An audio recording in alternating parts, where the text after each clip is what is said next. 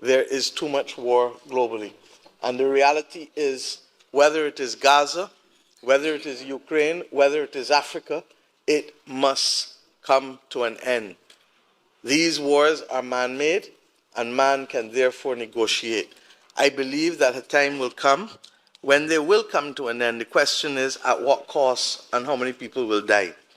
Every confidence that our sister in Honduras and our brother in Colombia shall continue in the same vein, because as we were reminded today, our region has worked hard to remain a zone of peace, and that we were able, even in the midst of great struggle and difficulty, to have our brothers in Guyana and Venezuela come to St. Vincent to reach that conclusion, even if in a mutual state of dissatisfaction.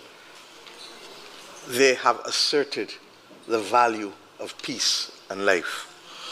I speak to you, therefore, against this background, and will try to do so very quickly, because this is a world that continues to be challenged by existential crises, but people want to distract us with geopolitics and national politics. This is a world in which the battles for climate justice and finance, even though making some progress, are not making sufficient progress with sufficient speed. And I hear and want to thank the Secretary General of the United Nations, whose voice has remained unwavering and resolute in providing us with a moral compass, calling for a new social contract and calling for fairness among the world's countries, such that when Antigua hosts the 4th Summit of Small Island Developing States, 30 years after the Barbados Program of Action, which was the first Small Island Developing States Summit, that we believe that even if we are not seeing full success, we are building momentum in being able to reverse centuries of undermining of the voice of small states and indeed of exploited people.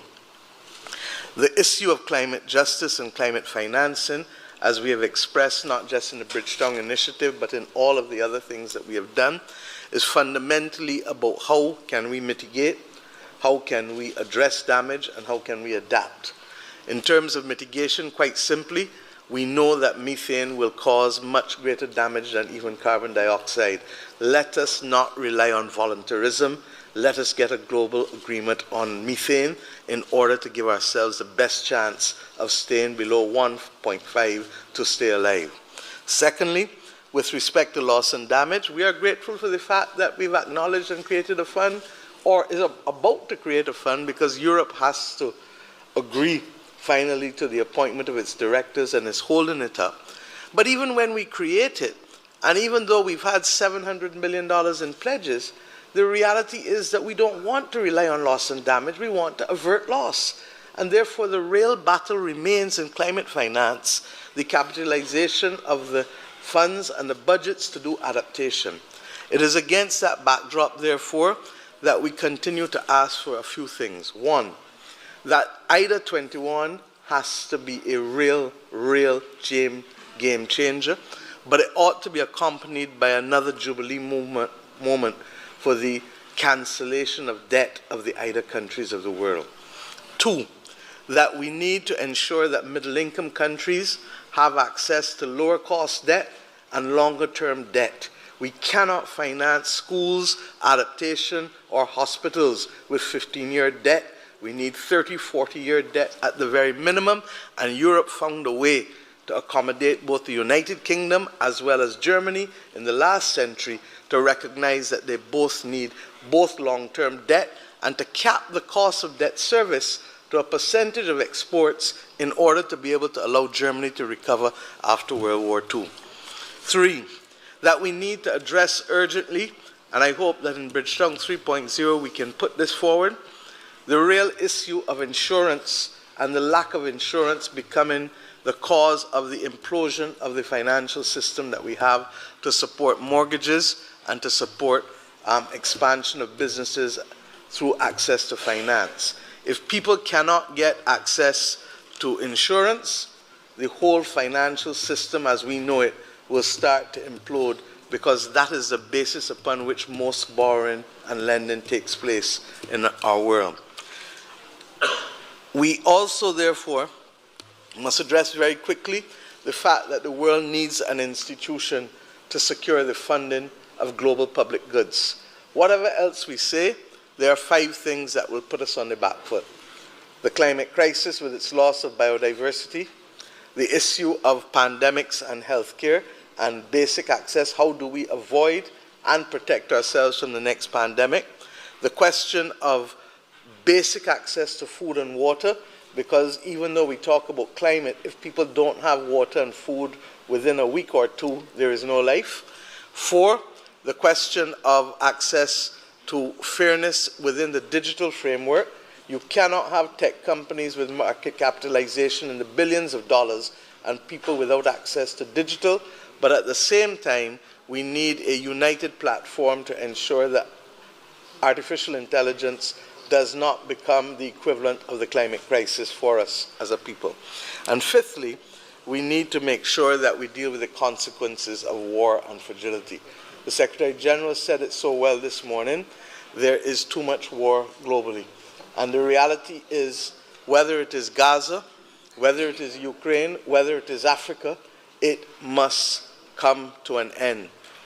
These wars are man-made, and man can therefore negotiate.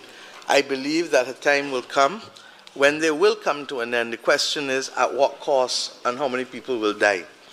The bottom line is that in our own region, as I said, the example of Venezuela and Guyana, and we pray that that continues to hold, should be a beacon to show the rest of the world that it is possible to come together and address these issues. As it relates to Haiti, as we speak, Haiti continues to unravel and to face the worst of circumstances. Our heart bleeds for the Haitian people.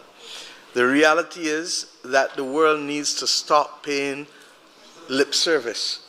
And we cannot only address the issue of the political solution and the security solution, which is uppermost, and the immediate humanitarian aid, but there must be a commitment at the same time to put at least a 30-year development compact for the people of Haiti to ensure that we are not back here in the near future again.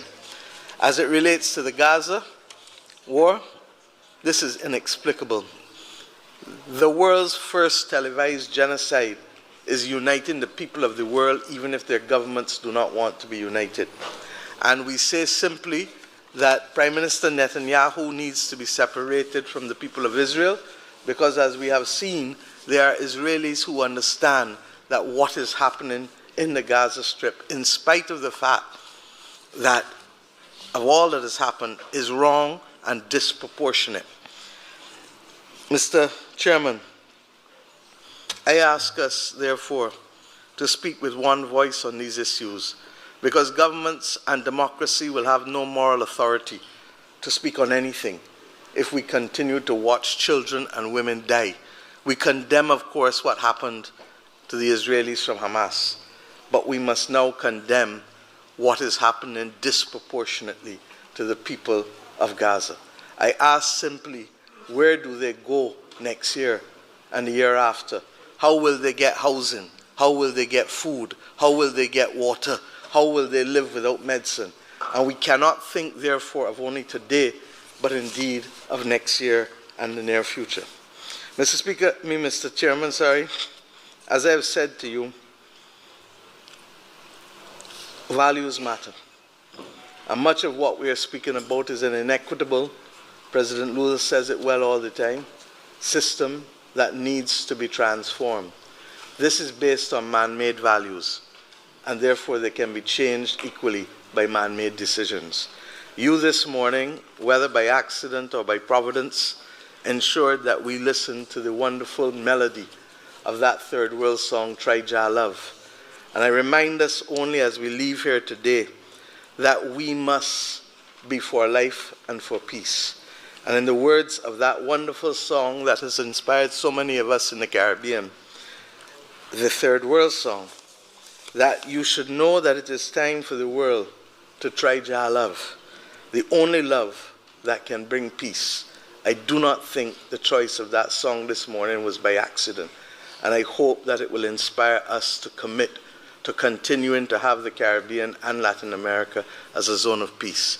I wish my sister from Honduras all the very best, and to simply say that we build coalitions around the world to ensure that we can change how mankind thinks and how mankind acts. Let us continue on that road. Thank you.